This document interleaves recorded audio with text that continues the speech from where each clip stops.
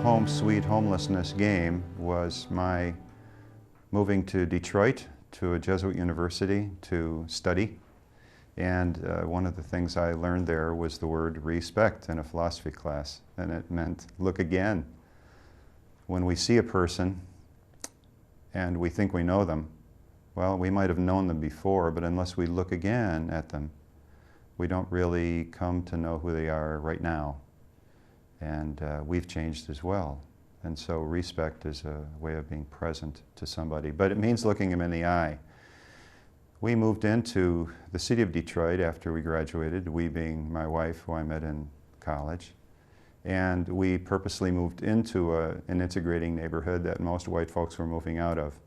We were in the community of a lot of other idealistic people in the 60s who wanted to live together, but it was tough. It was tough living in that kind of neighborhood, and so church was something that sustained us. Jesu Parish was the Jesuit parish across the street from campus, and there we met to be community. We'd share a meal together once a month. We would spend time praying and trying to figure out how we're going to do this together. And one of the things we did together was serve at a yearly rotating shelter. The social hall would be filled with a busload of people who were brought in from the city, from the inner city, 6 miles further into the city than we lived. And we would prepare meals for them, serve them, spend the night with them. I found that the things that I did were in the kitchen. I felt comfortable to be in the kitchen. I could cook in the kitchen. I could feel capable, but I also felt safe.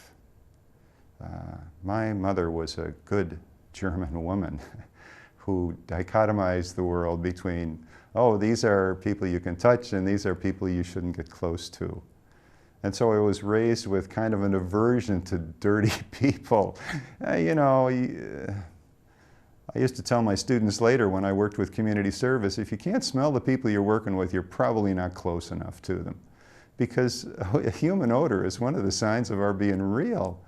And so the folks that came off the bus from the streets of Detroit didn't smell like they were sitting in an office at a CPA firm.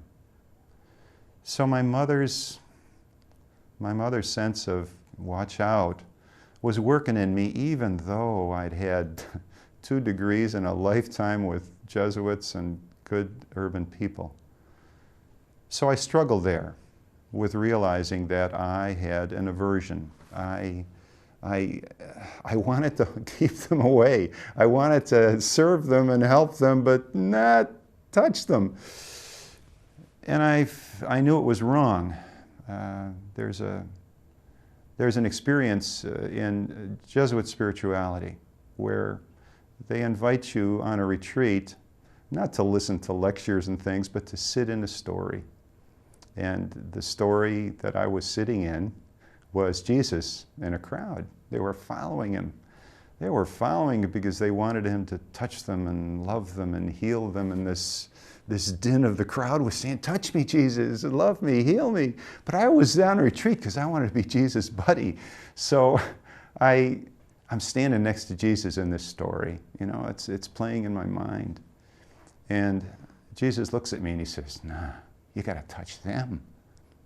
You got to love them. You got to heal them. I'm going, but I don't want to. Well, I knew right there that my truth was, as a person who wanted to be a good person, a respectful person, a human person, a Christian in my case, I needed to get over this aversion that I had. And so the next year when the rotating shelter came in, I went to the people who coordinated it and I said, I need to work in the room. I need to get out of the kitchen. And they said, oh, fine. You can come at 5 in the morning and you can cook breakfast. I go, great. So I was only a block and a half away, so I came to cook breakfast and it was fine.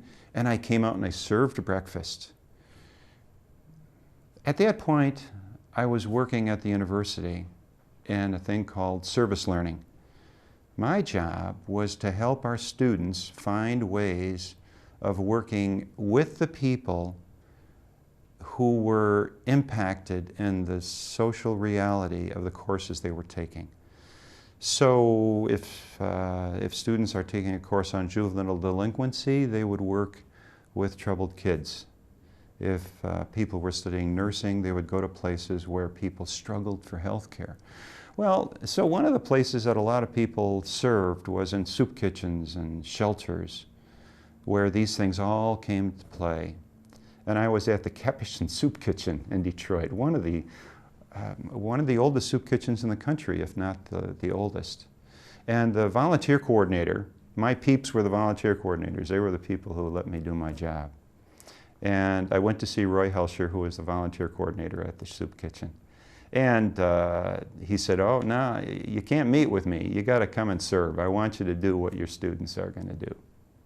And so after I served the food, I looked at Roy and he said, "Oh, no, you're not finished yet." He said, "Our volunteers are never finished until they take off their apron, go around to the front of the line, and take a tray and sit down with the other people who are being fed, who are hungry. And when you're there, you're not a helper, you're not a volunteer, you're just another hungry human being who's grateful for the food. And you're sitting at the table with the folks that are no different from you." Whew, that was hard. Because I sat at the table with this person. He was maybe 10 years older than me.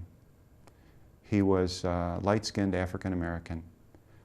He was thin, not skinny, just healthy looking, but he was so quiet and he was so into himself. And I'm not an extrovert, and I sat there and I knew I was stuck. I didn't know what to do. I told him my name. He told me his. It was Malcolm. And I made a point of trying to call him by name a couple of times. But I left that table feeling my inadequacy and how much of a struggle it was.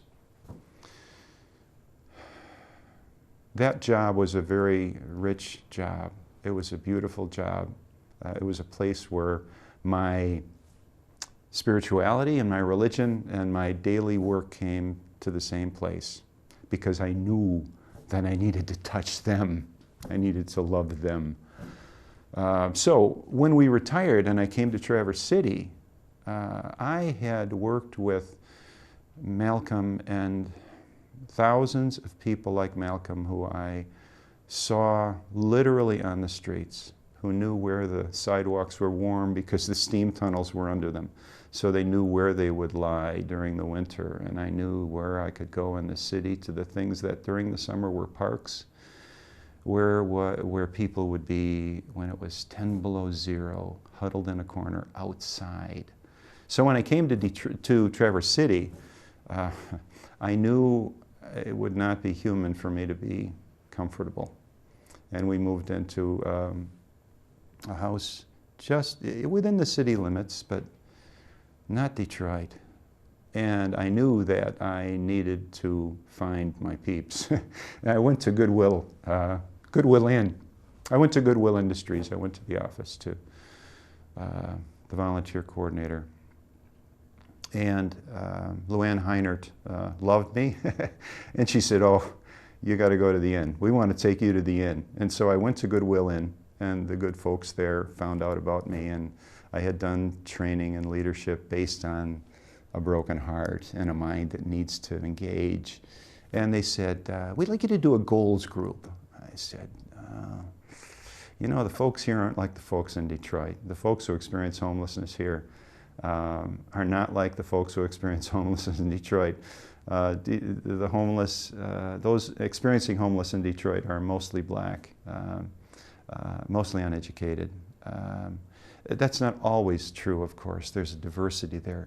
But I said, can I serve them dinner? I'll get back into my comfort zone. Can I serve them dinner? And so they said, sure. So for a couple of weeks, I served them dinner, and I looked into their eyes, and their eyes were the same. Their skin was different, their education was different, but their humanity was the same. And so after a couple of weeks, I said, okay, I'm ready. And I I brought some of my bag of tricks from working with students at the university. And the things we did were helping them see their values, helping them know who they are, helping them encounter their own humanity and see their own goodness. And I wanted to show it to them, but I got to tell you, I was the one who was surprised by their humanity. They were so good, and they were so bright, and they were so engaged, and they were so articulate. They knew what fit. They knew the words that fit in response to the question. If I asked them to consider something, they would, and they would communicate it, and they'd share it with each other. And so the tasks that we had, you know, okay, the shelter only fits 7, here are the 10 people, which ones are you going to let in? They were so good, and I wanted to stop telling them they were good. I wanted them to see how good they were, and so I challenged them. I wanted to give them a stretch goal, like we'd say in industry, something beyond them, so they could have fun approaching it and be surprised at themselves.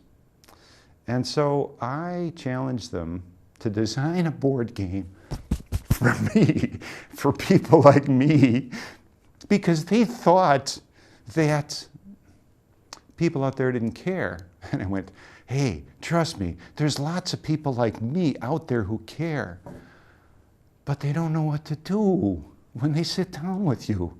They're afraid, not of you, but of their own inadequacy.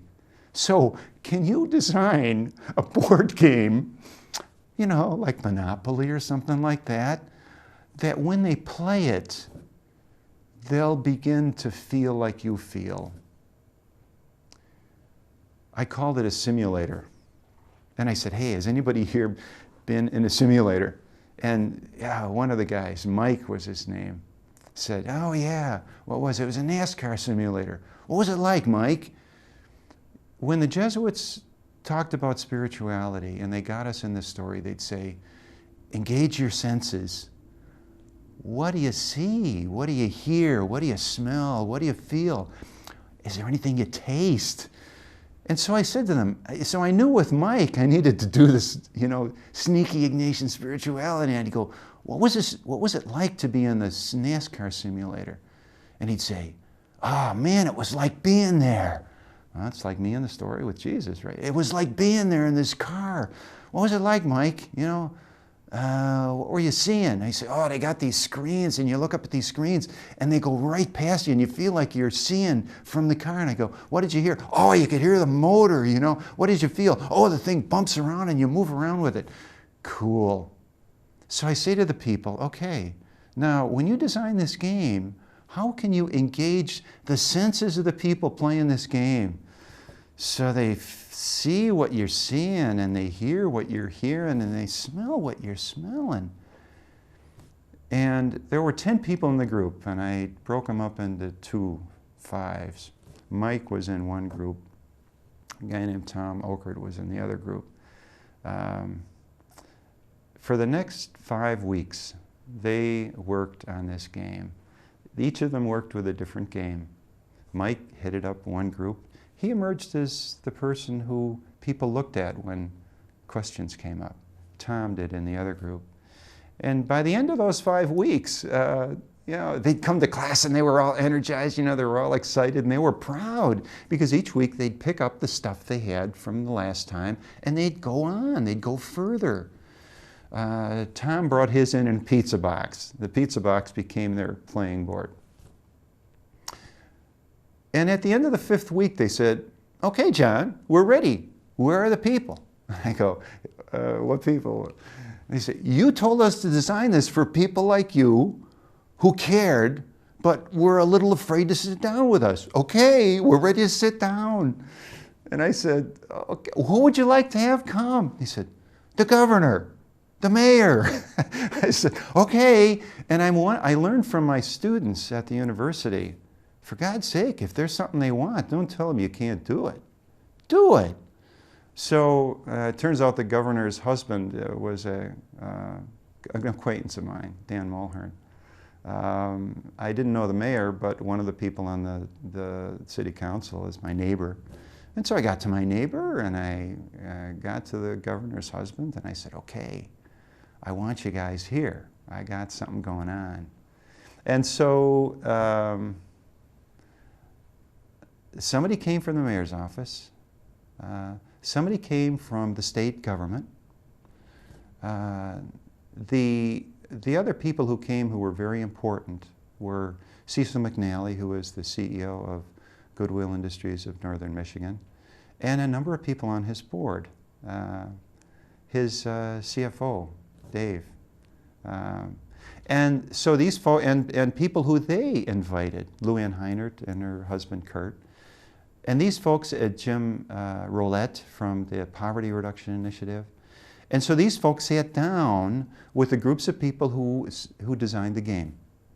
4 or 5 of them, and 1 or 2 of the people who worked on designing the game, and the other designers sat around the outside and watched it. Well, what they wanted to find out, the designers, were, does this work? Is this going to be a simulator? Are they going to see what we saw and hear what we heard and feel how we felt? Well, they did. The game blew them out of the water.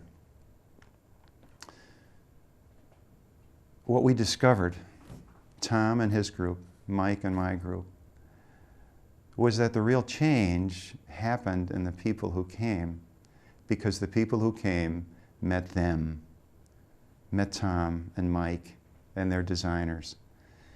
And the people who came, they liked the game, but they loved the people. They respected the people. They looked at them again, and they were different than they expected them to be.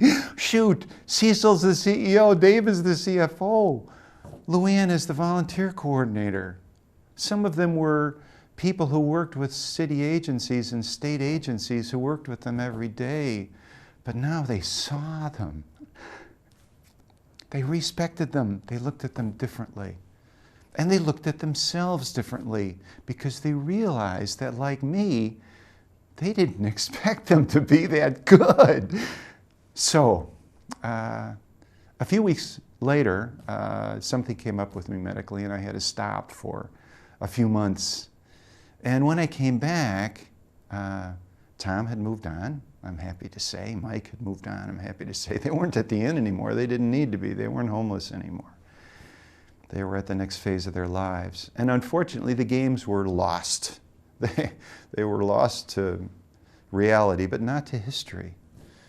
I invited my new group to do the same thing. I told them the story of Tom and Mike and their groups, and I challenged them. It was a smaller group, so there was just one group. They all worked together.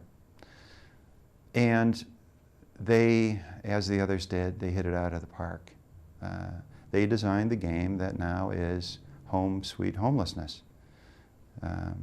There was a woman named Catherine, who was Native American, who was the wisdom of the group. She was the wisdom because every time I'd get excited about how cool the games were, she'd say, John, we got to keep it simple. We got to keep it simple. And week after week, she was the leader, like Mike and Tom had been of the other groups. And every week, at the end of the class, I'd ask her if she'd stay with me for a few minutes, and we'd review what happened. Where are we going from here? The game began to be playable, and like last time, we invited people in, and Jim Roulette and Cecil McNally and Luann and her husband came in. When they were playing the game, one of the things that, one of the previous names for their game was the waiting game, because I learned from them that no matter how much they would believe in themselves during class and set out to get great things accomplished in the next week, when I'd come back and I'd say, hey guys, how did it go? You know, how did the interviews go? And how did the apartment hunt go? And I'd see these really dead faces, and I'd go, what happened? They were alive last week. They were hopeful last week. And they'd look at me and they'd say, we're waiting. What are you waiting for? Well, you know, we turn in applications, but we have to wait. If we call them too often, they're going to get bugged with us. if we don't call them enough, they'll forget about us, but boy, a lot of it's just waiting. So, hey, be patient with us, ask us next week. So when they designed the game, they designed a space that when you landed on it, you had to wait until you rolled a 6 or a 4 or a 2. And I mention that because Luann Heinert and her husband had played the earlier games, and they were wonderful. And I remember Kurt was stuck. He was getting nailed in one of these games, and Luann was playing across the table, and she was kind of laughing at him because he was getting nailed. Well, Home Sweet Homelessness starts in the middle of the board. It was sort of like Chutes and Ladders, but it didn't start at the bottom. There are some things that move you way up, good things that happen. All of the things on the board came from the group. I gave them sticky notes, lots of sticky notes, hundreds of them, and I said, what are the good things that happen that help give you hope, that help you get beyond it when you're in homelessness? The two feel the same. And they would write a bunch of stuff, we'd put it on the board, and then they'd go up and they'd sort them out and categorize them. And then I would ask them similarly, what are the bad things that happen? What are the things that happen that got you here? What are the bad things that got you into worse places than here?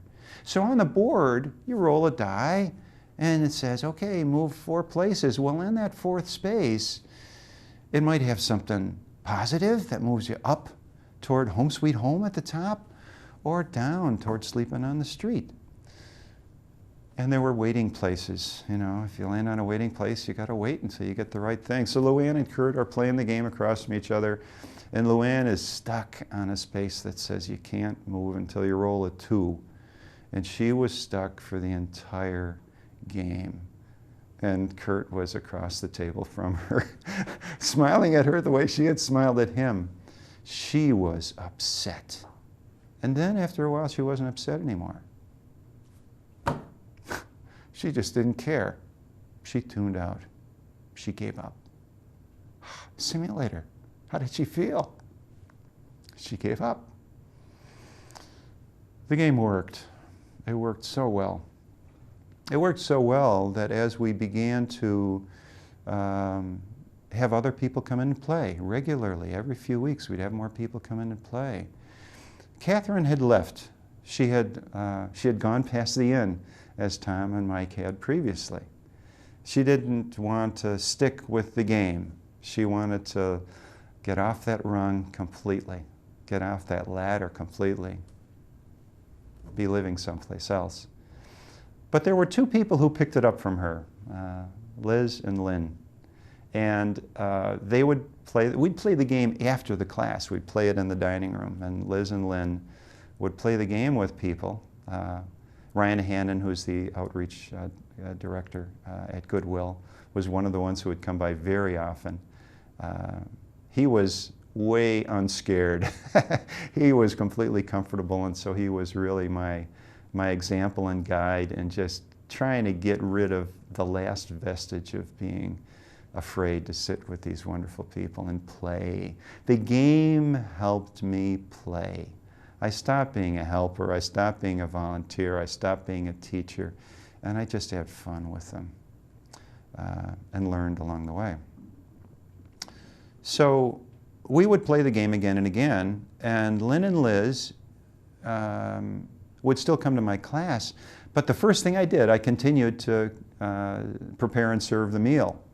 And so I'd be there with my apron behind the line, I'd serve dinner, and then I'd go to class afterward. As soon as Lynn and Liz saw me, they gave me my homework. You know, they'd get in line together and they'd reach across with this slip of paper and they'd say, okay, now we need you to move the stuff from 63 over to 42, and we need to change that, and we need to add these 2 cards. And so every week I'd go home, turn on my computer, get the spreadsheet where I had this thing developed like it was a big spreadsheet, and I'd make the revisions that Lynn and Liz wanted. You know, we talk about CQI, continuous quality improvement, but darn it, Liz and Lynn were CQI on legs, and they were relentless. And so the game got better and better, and eventually I was able to enlist the help of a friend who has a company big enough to have a graphic designer. And Tom, my friend, said, hey, this guy is a graphic designer. He works for so-and-so. So-and-so doesn't want me to tell his name. He's generous, but doesn't want to have people look at him like he's the saint that he is. They just want to see him doing a good business and keeping 200 people working. And so I went to this wonderful graphic designer. And the board had challenge cards, things that go wrong, and it has opportunity cards, things that go right, along with all the things on the spaces like return to your dysfunctional girlfriend, go back to space 25 where you're sleeping in your car. And Jim Roulette from the Poverty Reduction Initiative, who was really, really good with this, said, you know, this game will play. We don't need to have it played with people experiencing homelessness. You know, families can play this. And I'm going, what's going to break their heart if they're not sitting across the table with somebody like Liz or Lynn or Tom or Mike who have been there or who are there. And so I'm working with a graphic designer, Rick Day. He's a great guy. He's in town. He's a talented graphic artist. Rick got it. He understood. And he said, what if the people like us had to answer questions, the same kinds of questions that people experiencing homelessness have to ask? Wouldn't that put us on the spot? And so, with Rick's idea, I went back to my class the next week and I said, okay, here's the next challenge for you. I gave them sticky notes and I said, think of the people who know you, your family, your friends, but they just don't understand. They just don't get it. They don't respect you. They don't want to touch you. What are the kind of questions you would like them to have to answer if they became homeless? So, I'm your cousin who thinks you're crap because you're homeless. What's the question you'd like to have me answer if I were homeless? So now I've got to play a role. I'm homeless. What do you want me to answer? The kind of questions they came up with were, what do you do with your belongings? How will you interview for a job if you stink because you've been walking around in the same clothes for 3 days? Where are you going to go to the bathroom? How will you pray? You're homeless. How will you pray? You're homeless. Who in your family will you call first? How does it feel? How does it feel? So, thanks to Rick Day and the wonderful things that, again, the people in the class changed. The people in class changed. But the richness of the game increased and increased and increased with, by now, the hundreds of guests of Goodwill Inn who had participated by filling out those sticky notes with questions and opportunities and challenges. And so now, thanks to Rick Day's wonderful design work, graphic design work, the board is beautiful. There are challenge cards and opportunity cards and question cards, and the cards you have to wait to get, like a savings account, like a diploma, like a health card, like a food card. And you can't finish the game unless you get all those things.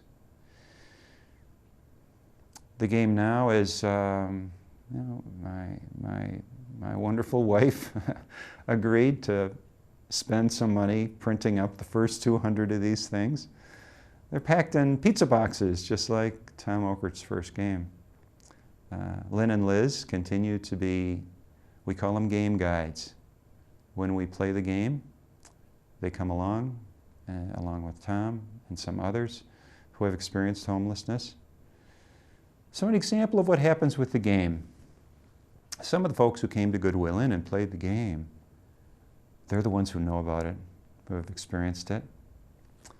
So I get a call from the business manager, it's the wrong term, the administrative manager, I think, of the district court here. And she said, oh, on Martin Luther King Day, we have a training day.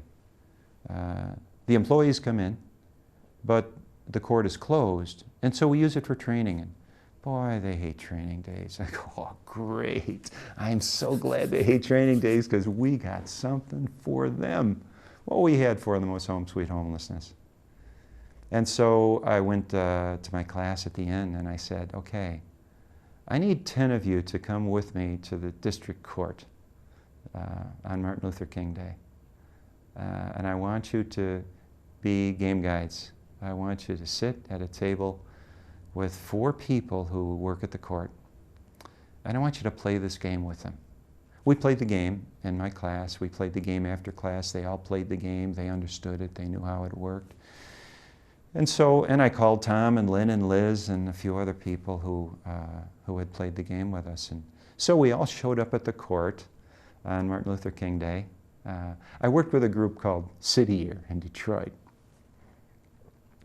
Martin Luther King Day is a day on and not a day off. It's a day of service. And so I put my City Year jacket on, and we went to the court, and my 10 people each sat at one of the tables that were set up. And when the court people came in, they looked at the training room, and they saw these strange people sitting at these tables. And this stranger, me, you know, my wife was there, Alan Newton, a photographer in town, a wonderful guy who loves people, including those who experience homelessness. And we welcomed them, and they didn't feel comfortable. They didn't know what was waiting for them. They were feeling already. The simulation was working already. How do you feel when you go into court? And they sat at the tables. We brought out the games, put them on the table. And in 5 minutes, the room was full of sounds. The sounds were people playing a game. There was laughter. There were voices. There were quiet questions. There was a lot of eye contact. And after about 40 minutes, I went up and I said, they wanted to keep playing. I had to stop them and say, okay, now that you've played the game, you're going to take a break. And now that you've played the game, after the break, you're going to come back and you're going to get together in groups of 10. They were in groups of 5. And so now they took a break, they came back, they sat at tables of 10. And along with the court administrator, these were judges and custodians. These were all the people who did all the work at the court. So they all came back, they sat in groups of 10. 2 of those were people who were experiencing homelessness currently. I gave them 2 questions. One question was, have you experienced what you just did? How now would you look at the court and the work the court does, and how would you make it better? The second question was, having experienced what you just experienced, how would you now look at your life? How would you make it better? How would you look again at yourself? How would you respect yourself and say, how can I be more human? Well, the next hour was another good hour. A lot of conversation. They had worksheets that they had to fill out. The judges, yeah. The custodians, yeah. Everybody in between, yeah. And they were told they had to report out. And that's important, just as it was in class. Because if they know they got to say what they came up with, they got to come up with stuff. And so they came up with stuff. Good stuff. We put it on the board in front of the room. We gathered these ideas on how the court could be better. And then at the end of their presentations, they each got 2 dots.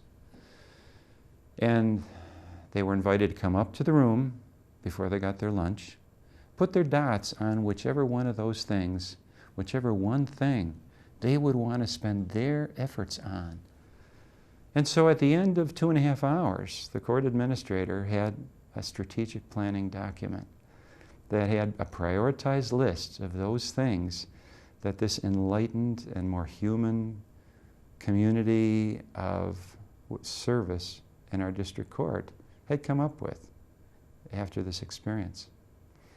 That's the way the game plays. It also plays with 240 teachers in Las Vegas who work with the tens of thousands of students whose families experience homelessness. How can they be the teachers they want to be in classrooms that include kids who don't have homes? We sent the game to the coordinator of the program and we said, I don't know if this is going to work because you've said that you don't really have the wherewithal to bring people experiencing homelessness to the table with you. And she said, well, send me one and I'll try. So I sent her one. I got an email from her a week later. She said, oh, it was so good. Our people were so engaged. We did something different. I hope you don't mind. We each chose a character to become. We each chose a role. Like, I'm Maria, I'm 16. I have a child. My wife is ashamed, my mother is ashamed of me. I can't go home, I'm homeless. And so we each took a role and we played the game as Maria, or whatever role we had. Now these were all teachers who worked with Maria. They knew Maria, they respected Maria, and so they could be Maria. So 4 months later, when they do their training with 2 school districts, 240 teachers, they're all sitting at tables like the court with all these games. And I can imagine the noise in the room because I've heard it. The game plays in a homeless shelter for women in Chicago, on the south side of Chicago. The people at the table are not only the women who are the residents there, but they're the students in a graduate business program from Western Michigan University. These are briefcase people, you know. These are people carrying their iPad and their iPod, and they're sitting there at the table with women. One of the women picks up the card that says, how do you interview when you stink? And she tells these students and the others at the table, you know, there's a trick we use on the street, no pun intended. When we know we don't smell so good, we wait for a well-dressed man walking by. We're not looking for a John at this point. We're just smelling for some guy who really wears a lot of cologne. And we walk up to him and we just give him a hug. And then we stand by real fast so he's not offended. And we smell good for a while. The teacher, the head of the program who's there with him, said to me, that's the thing that I took home with me. I wouldn't have imagined that answer coming from anybody. There's more. And the humanity of those women. Those students are going to be easier to teach in his classroom when they look at what does it mean to be sustainable business. It's doing business and being human. So the game plays in different ways, in different size groups. But the people who play the game see and hear and smell and feel. And when they get up from the table, they're all more human.